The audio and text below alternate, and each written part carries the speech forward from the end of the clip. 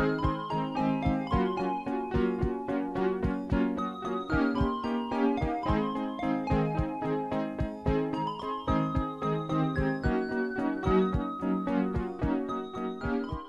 you doing there, folks? Zeus Marshbender here, coming to you from FEMA Region Number 3. It's been a while since you put one of these here Zeus's on the looses. Can I say that? Zeus's on the looses up here on the YouTube. I don't know if you can say that like that or not. Oh well. I thought I'd come on here give y'all a little update on what's been going on in my world. If you recall, back in April 2015, me and my friend TT, we was in the country of Yemen. We went over there for a while, Middle East. Well, this time we met up with TT's cousin Irv over there in Saudi Arabia. Now here's a photo I took of Irv with a couple of them Houthi rebels in Yemen last spring. Now don't get me wrong, none of us are Muslims. We ain't nothing like that. No. You see, Irv, he's just been over there the last couple years trying to teach them Yemenis about American music. I think it took him like a whole month to do Devo, try to get the right translation, the Arabic translation for whip it good. Now, the reason we were over in Saudi Arabia was to help Irv promote his new program called Jammin' versus Jihad, which begs the question, why strap on a bomb when you can strap on a gambus? Now, a gambus is really kind of like a Middle Eastern guitar. It really ain't much more than a glorified short-neck lute. But like I said, he's doing his best over there, old Irv. Now, the reason I'm telling y'all about this is because later in this episode, I got some shocking information and some photos, some video footage that is going to completely alter everything you've ever come to believe about the Islamic religion. You won't believe what we saw over there, my friends, when we was in Mecca. Now, you might be asking yourselves, how's 3 white Anglo-Saxon Protestants getting so close to the Kaaba? Well, you see, we used my little brother Fritzie's top secret security clearance. See, Fritzie, he's got a top secret security clearance in over 197 countries, plus West Virginia. Here he is, back in, I think this is 2002, 2003, something like that. Fritzie went over there to D.C. and got his clearance. Fritzie's the one in the striped shirt. And you know, it's funny, because right before that picture was taken, they had a meeting about going into Iraq. And Fritzie, he told Colin Powell, he said, look, I just got off the phone with Assad. That nutbag Saddam Hussein, he done sent them weapons of mass destruction off to Syria a long while ago, months ago. What's the matter with you? They all just laughed. They didn't listen to Fritzie. They should have, though. Would have prevented a lot of trouble. But that's how we got over there in Saudi Arabia using Fritzie's clearance. I'm telling you, that footage we got over there by the Kaaba, it's going to knock your socks off, let me tell you. Well, I'll show you that in a bit. First, I wanted to introduce to y'all another one of the Mossbender clan, my Uncle Mel. He's my dad's youngest brother. I always thought he kind of looked a lot like my Aunt Squeaky. I did a Zeus on the Loose about her too a while back. She lived quite a life. That's her at an Oscar after party with Dustin Hoffman and old Jack. And then here she is in Vegas with that guy Elvis. Well, back to Uncle Mel. If you remember, I showed him too in a Zeus on the Loose from December of 2014. It was when he was working as a balloon artist. You know, most of them balloon artists, usually they do stuff like animals and such. But my Uncle Mel, he can make John Adams. Well, recently he made the cover of that showbiz magazine Variety. Look at there. Former balloon artist that can make John Adams, Mel Mossbender, and Mrs. Lumpy Pappas star in Morphine for Mommy, the new musical based on Eugene O'Neill's classic Long Day's Journey in the Night. And that's something, look here, Uncle Mel. And you know, this is not the first time that Uncle Mel has interpreted the complex work of Eugene O'Neill. Here he is in 1987 in the only production ever produced of the playwright's unfinished play, Speak Not, O My Pyrea. It's a dramatic history of the oral hygiene of the 15th century. In this scene here, we see the main character's reaction to the fact that general anesthesia will not be invented for another 400 years. And here's something, a little side note. Not long before his death, Eugene O'Neill was asked why he never finished that play. He said because it was stupid. Now here's some bootleg footage from the new musical. What you're seeing here now is one of the most poignant moments of the play, in which the Tyrones realize that their two sons have been watering down the liquor.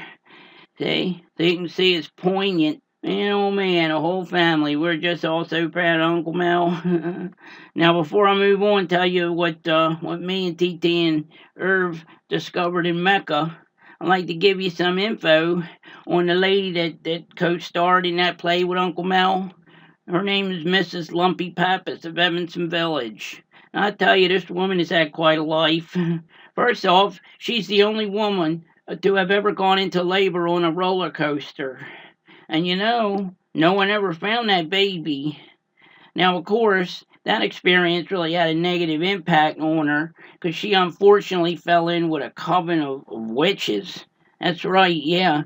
She's since come to the Lord, but, for a while there, she was in with these witches. And you see, like herself, all these other women were very, very husky, and they called their particular brand of the occult the practice of butchcraft. Well, eventually, she did find the Lord and got out all that occultic stuff. But recently, I gotta say, she's unfortunately fallen on some hard financial times because of losing a lawsuit that she filed against this product here. You may have heard of it, Blue Emu. You see there on the ad where it says you won't stink. She got poor eyesight and didn't bother reading all the instructions and everything that there is to know about the product. You see, she's legally blind, but she actually believes that's a good thing. Well, let me explain. You see, she thinks legally blind means she has the right to be it. So, like, when someone asks her if she needs help, she'll answer, "Oh, that's all right, I'm legally blind." She also believes that when Ray Charles wasn't singing, he could see. Well, at any rate, she doesn't read the label on the Blue Emu, right? All she sees is that part where it says you won't stink. So she puts it all over her entire body, thinking that it's something that you use to never stink again. Like ever. So after about a week and a half, she starts getting pretty ripe.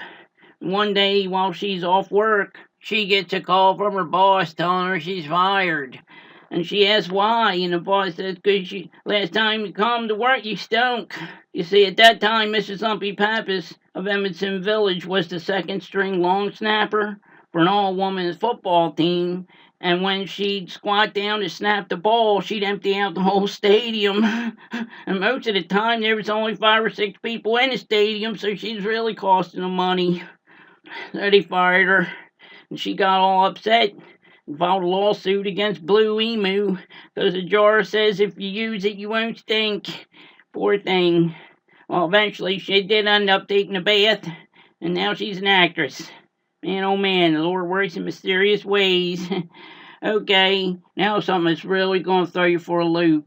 So like I was telling you before, me and TT, we met his cousin Irv over there in the Middle East in mid-January. Irv, he was already over there. He was in Yemen, giving gambus lessons to them Houthi rebels.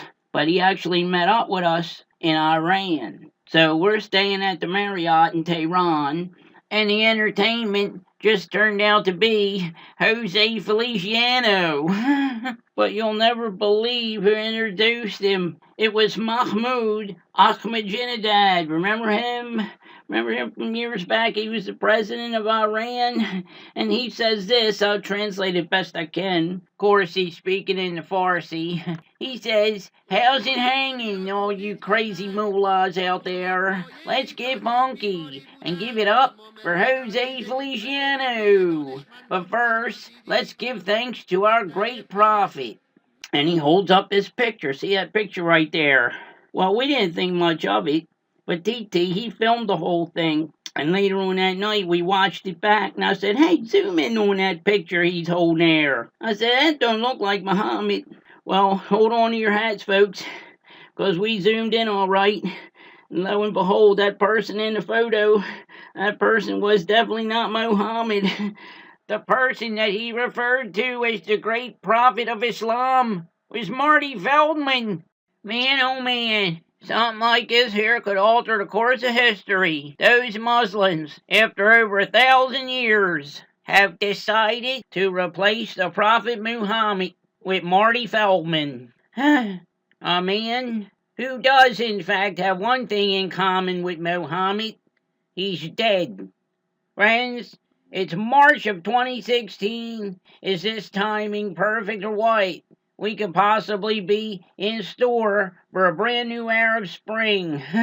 We got a brand new Arab Spring on our hands, because everywhere we traveled, all throughout the whole Middle East, me and TT and his cousin Irv, we saw flags and banners, all kinds of stuff.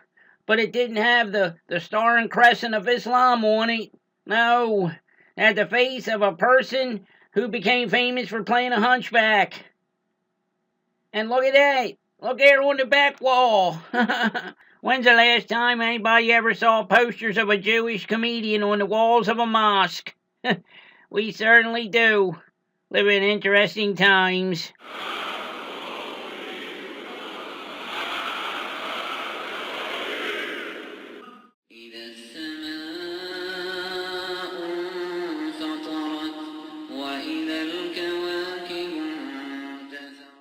فكأن الله يقول إن داود أثر في الجبال وفي الطير وفي قلوب كانت أقسى من الحديد